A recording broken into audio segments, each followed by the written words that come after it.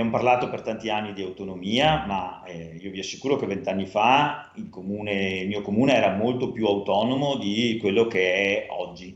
Oggi dipendiamo troppo da Roma. Sindaci non sempre tutelati, sindaci senza risorse e poco personale, sindaci senza autonomia. La rielezione per molti primi cittadini è stata una conquista, seppur amara, viste le difficoltà sempre crescenti, l'impossibilità di gestire autonomamente le entrate e poi la burocrazia. Devi rendere conto a tutti i livelli sovraordinati e c'è una mole di lavoro in più amministrativo per poter fare le stesse cose che 20 anni fa si facevano con molta meno fatica. La figura del sindaco è diventata più importante per certi versi, però dall'altra ha veramente le mani legate. Oggi il bilancio è ingessato, ci sono molte meno risorse di una volta, non si può fare quello che si voleva, come ammesso che una volta si potesse fare, però era molto più semplice. A dirlo Franco Bonesso, alla guida del comune di Trevignano per la terza volta, comune virtuoso, sindaco per 10 anni, poi assessore, ora di nuovo primo cittadino, stesso percorso che lo accomuna alla collega di Cappellamaggiore Maria Rosa Barazza. Come si toglie l'autonomia? Non solo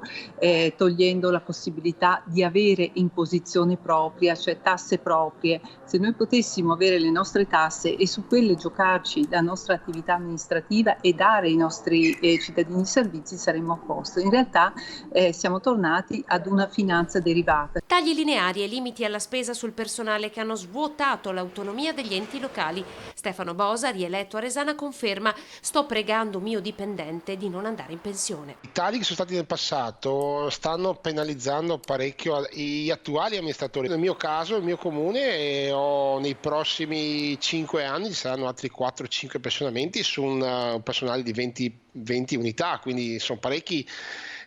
Non nascondo il fatto che anche recentemente ho dovuto quasi supplicare un dipendente: aspetta prima di andare in pensione. Insomma, fare il sindaco è diventata una vocazione. O hai la passione per il tuo comune, voglia di fare, di mettersi a disposizione degli altri per il bene comune, altrimenti diventa veramente un'impresa ardua. Difficilmente persone nuove si avvicinano e hanno voglia di cimentarsi in questa bellissima esperienza.